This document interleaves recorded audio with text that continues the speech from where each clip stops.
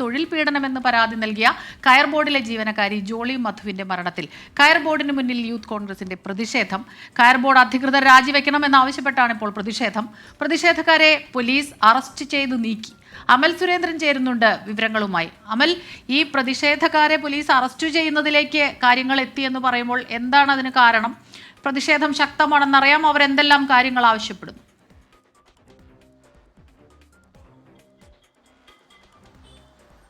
സ്മിത, കഴിഞ്ഞ ദിവസം ഉണ്ടായത് അങ്ങേയറ്റം ദൗർഭാഗ്യകരമായിട്ടുള്ള ഒരു കാര്യമാണെന്ന് നമുക്കറിയാവുന്നതാണ്.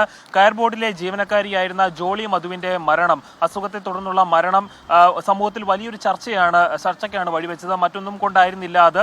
തൊഴിൽ പീഡനം, ജോളി മധു ഈ കയർ ബോർഡിൽ നിന്ന് നേരിട്ട തൊഴിൽ പീഡനത്തിന്റെ പേരിലായിരുന്നു സമൂഹത്തിൽ ഒരു ചർച്ച ഉയർന്നു വന്നതെന്ന് പറയുന്നത്. കയർ ബോർഡിലെ junior stenographer cum Hindi translator ആയിരുന്ന ജോളി മധുവിനാണ് കയർ ബോർഡിന്റെ ഭാഗത്ത് നിന്ന്, ഉന്നത അധികാരികളുടെ ഭാഗത്ത് നിന്ന് തൊഴിൽ പീഡനം ഉണ്ടായത്. ഇതിന്റെ ഭാഗമായിട്ട് അവരെ അന്യ സംസ്ഥാനങ്ങളിലേക്ക്, ആന്ധ്ര പോലുള്ള അന്യ സംസ്ഥാനങ്ങളിലേക്ക് അടക്കം സ്ഥലം മാറ്റുന്ന സ്ഥിതി ഉണ്ടായിരുന്നു. ഇതിൽ കടുത്ത പ്രതിഷേധം ജോളി മധുവിനുണ്ടായിരുന്നു. താനൊരു അസുഖബാധിതയായിരുന്നു, ക്യാൻസർ അസുഖബാധിതയായിട്ടുള്ള ജോളി മധുവിന് നൽകേണ്ട യാതൊരു തരത്തിലുള്ള പരിഗണനയും ഈ സ്ഥാപനത്തിൽ നിന്ന് ഉണ്ടായിരുന്നില്ല. നമുക്കറിയാവുന്നതാണ്, സമൂഹത്തിന് പല തുറകളിലുള്ളവർ വിവിധങ്ങളായിട്ടുള്ള തൊഴിൽ പീഡനങ്ങൾ വിവിധങ്ങളായ ഭാഗങ്ങളിൽ അനുഭവിക്കുന്ന രീതിയുണ്ട്. അതിന്റെ എല്ലാം തുറന്ന ഒരു പുസ്തകം നമ്മുടെ മുൻപിൽ നിൽക്കുമ്പോഴാണ് വീണ്ടും വീണ്ടും ഇത്തരത്തിലുള്ള ഉദാഹരണങ്ങൾ, ജോളി മധുവിനെ പോലുള്ള ഉദാഹരണങ്ങൾ ആവർത്തിച്ചുകൊണ്ടിരിക്കുന്നത്. ഏതായാലും ഇന്ന് കയർ ബോർഡിലേക്ക് യൂത്ത് കോൺഗ്രസിന്റെ നേതൃത്വത്തിലുള്ള പ്രതിഷേധമാണ് ഉണ്ടായത്. അത് പ്രധാനമായിട്ടും കയർ ബോർഡിലെ ജീവനക്കാർ ഒന്നടങ്കം അധികാരികളോട് പറഞ്ഞിരുന്നു ജോളി മധുവിനെ കയർ ബോർഡിൽ തന്നെ ഒരു പൊതുദർശനം ഒരുക്കി കൊടുക്കുവാനുള്ള സാഹചര്യം ഉണ്ടാക്കണമെന്ന്. എന്നാൽ അതിനൊരു അനുകൂലമായിട്ടുള്ള നടപടിയായിരുന്നില്ല, അല്ലെങ്കിൽ ഒരു നിലപാടായിരുന്നില്ല കയർ ബോർഡിന്റെ ഭാഗത്തു നിന്നുണ്ടായിരുന്നത്. ഇതിനെതിരെയാണ് യൂത്ത് കോൺഗ്രസിന്റെ പ്രതിഷേധം ഇന്ന് കയർ ബോർഡിലേക്ക് ഉണ്ടായത്.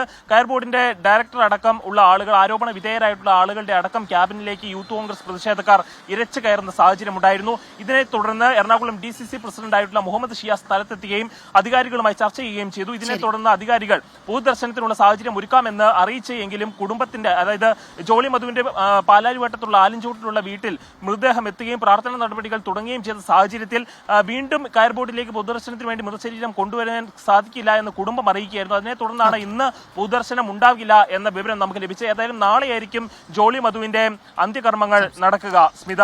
അമൽ സുരേന്ദ്രനാണ് കൊച്ചിയിൽ നിന്ന് വിവരങ്ങളുമായി നമുക്കൊപ്പം ചേർന്നത്. കയർ ബോർഡിന് മുന്നിൽ പ്രതിഷേധമുണ്ടായിരുന്നു, പക്ഷേ അതിൽ ഇപ്പോൾ ഒരു വിശദീകരണം വന്നിട്ടുണ്ട്. മൃതദേഹം പാലാരിവട്ടത്തുള്ള വീട്ടിൽ പൊതുദർശനത്തിന് വച്ചിരുന്നു, അതുകൊണ്ടാണ് അങ്ങോട്ട് കൊണ്ടുപോകാതിരുന്നത്. നാളെയാണ് ജോളി മധുവിൻ്റെ സംസ്കാരമുണ്ടാവുക. പക്ഷേ ഇതിൻ്റെ തുടക്കത്തിൽ നമ്മൾ മനസ്സിലാക്കിയതാണ്, അർബുദബാധിതയായിരുന്നു, അതിജീവിതയാണ്. അതിനുശേഷം തൊഴിലിടത്തിൽ ഉണ്ടായ സ്ട്രെസ്സ്, അതാണ് സെറിബ്രൽ ഹെമറേജിന് കാരണമായത്. അതേ തുടർന്നാണ് ചികിത്സയിലായിരുന്നു. പിന്നീട് ജോളിയുടെ മരണം സംഭവിക്കുകയായിരുന്നു.